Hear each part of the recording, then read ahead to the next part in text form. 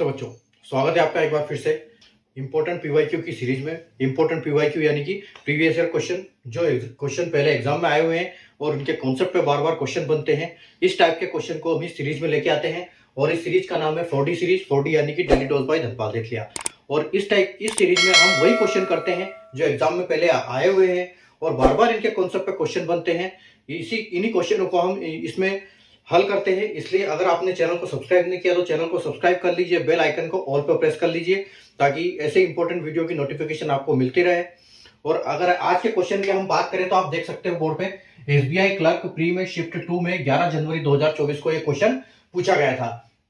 और जो क्वेश्चन है ये नाव व धारा की चैप्टर है मैथ्स का, उससे है, यानी कि बोट एंड स्ट्रीम चैप्टर से। ठीक है, तो देखो क्वेश्चन क्या है। एक व्यक्ति एक निश्चित दूरी अनुप्रवाह में 3 घंटे में तय करता है और वही दूरी ऊर्ध्व प्रवाह में 5 घंटे में तय करता है।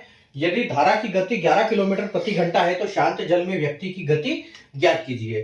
ठीक है, तो नाव धारा का कॉन्सेप्ट शायद आपको याद होगा। अगर आपने नहीं देखा है तो आज हम समझेंगे कि इस टाइप के जब क्वेश्चन आएंगे एग्जाम में तो हम उनको कैसे हल करेंगे। ठीक है, तो देखो यहाँ पर ऊर्ध्व प्रवाह दिया गया है, अनुप्रवाह दिया गया है, तो आपको इनके कॉन्सेप्ट पता होना चाहिए कि अनुप्रवाह का मतलब होता है, जो अनुप्रवाह होता है यानी कि जो धारा जिधर बहती है उधर नाव चलती है। यानी कि यहाँ पर व्यक्ति को दिखाया गया है कि नाव की जगह पे, लेकिन कॉन्सेप्ट जो है वो सेम काम करता है। ठीक है, तो यहाँ जो अनुप्रवाह दिया गया है इसका मतलब है डाउन स्ट्रीम। ठीक है, जिसको हम इंग्लिश में बोलते हैं डाउन स्ट्रीम। और इसका मतलब क्या है कि जब नाव या व्यक्ति कोई भी हो पानी की धारा के साथ साथ चलता है उसको हम बोलते हैं अनुप्रवाह यानी कि डाउन स्ट्रीम। और एक आपको दिया गया है ऊर्ध्व प्रवाह। ठीक है, तो ऊर्ध्व प्रवाह का मतलब क्या होता है, जिसे हम हिंदी में ऊर्ध्व प्रवाह कहते हैं, वही इंग्लिश में क्या होता है अप स्ट्रीम। ठीक है, अप स्ट्रीम। तो अप स्ट्रीम में क्या होता है कि बहाव, जो पानी का बहाव है वो सामने से, धारा का बहाव सामने से है और आदमी उसके ऑपोजिट डायरेक्शन में, आदमी या नाव उसके ऑपोजिट डायरेक्शन में चल रहे हैं। ठीक है, तो देखो इस केस में क्या होता है, अनुप्रवाह में क्या होता है डाउन स्ट्रीम में, यानी कि जो स्पीड ऑफ, यहां पर हम मैन की बात करेंगे, स्पीड ऑफ मैन, जो आदमी की चाल है वो क्या होता है, धारा की चाल उसमें जुड़ जाती है।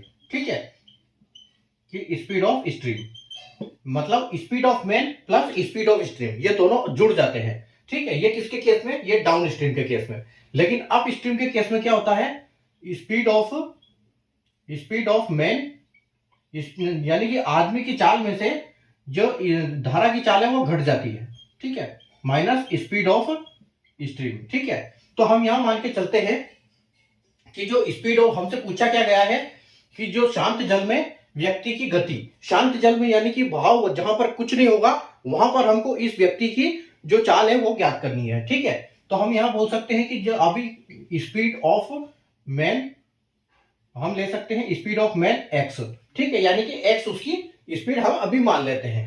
ठीक है, तो क्वेश्चन में क्या बोला गया है कि एक व्यक्ति किसी निश्चित दूरी अनुप्रवाह में 3 घंटे, अनुप्रवाह यानी कि डाउन स्ट्रीम, डाउन स्ट्रीम में 3 घंटे में तय करता है, क्योंकि वहां पर जो धारा की स्पीड है वो जुड़ रही है, इसलिए यहाँ पर टाइम कम लग रहा है, स्पीड ज्यादा हो रही है। ठीक है, तो 3 घंटे में तय करता है और वही दूरी अनुप्रवाह, ऊर्ध्व प्रवाह में 5 घंटे में तय करता है। जब ऑपोजिट डायरेक्शन में चलता है तो उसी दूरी को 5 घंटे में तय करता है। ठीक है, तो अभी देखो, यदि धारा की गति 11 किलोमीटर प्रति घंटा है तो शांत जल में उसकी, हमको व्यक्ति की चाल ज्ञात करनी है। ठीक है, तो देखो हम यहाँ पर क्या करेंगे, हमको कितने घंटे लग रहे हैं, यहाँ के डिस्टेंस यहाँ पर बराबर है। ठीक है, तो 3 घंटे में आदमी यानी कि 3 का मल्टीप्लाई करेंगे और 11 की स्पीड उस किसकी है, ये स्ट्रीम की स्पीड है। तो यहाँ पर क्या होगा, अनुप्रवाह में x, जो धारा की स्पीड है वो क्या है 11 है, तो x प्लस 11 आएगा कि 3 घंटे में x प्लस 11। ठीक है, यानी कि ये पूरी दूरी तय हुई। और इसके बराबर क्या है, क्योंकि दूरी बराबर है तो बराबर का हम यहाँ पर साइन लगाएंगे और यहाँ पर कितना टाइम लग रहा है, 5 घंटे का। ठीक है, तो 5 इंटू एक्स माइनस 11। ठीक है, तो 3 घंटे में जो आदमी की चाल है उसकी चाल में धारा की चाल जुड़ेगी तो वो 3 घंटे में कितना तय करता है, और साथ में 5 घंटे में धारा की, जो आदमी की चाल है उसमें से धारा की चाल घटाने के बाद कितना 5 घंटे में तय करता है, ये यहाँ पर हो जाएगा। जब हम इसको मल्टीप्लाई करेंगे तो देखो इसका 3 का साथ मल्टीप्लाई करेंगे तो ये होगा 3x। ठीक है, 3x और 3x की जगह पे 3x प्लस, यहाँ इसका हो जाएगा 33। ठीक है, इसका मल्टीप्लाई इसमें, यानी कि 3 का मल्टीप्लाई करेंगे तो 3x आएगा, 3 का मल्टीप्लाई 11 में करेंगे तो 33 आएगा।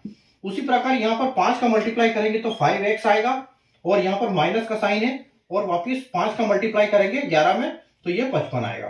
ठीक है, उम्मीद है यहां तक आपको कॉन्सेप्ट समझ में आया होगा। ठीक है, अब देखो यहां पर भी प्लस है, यहां पर भी प्लस है, ये दोनों प्लस कीजिए तो ये 5 जब इधर आएगा तो ये क्या होगा, ये माइनस में हो जाएगा। तो यहां पर अगर 5 में से 3 जाएगा, यानी 5x है तो 5x में से 3x चला जाएगा, तो यहां पर बचेगा 2x।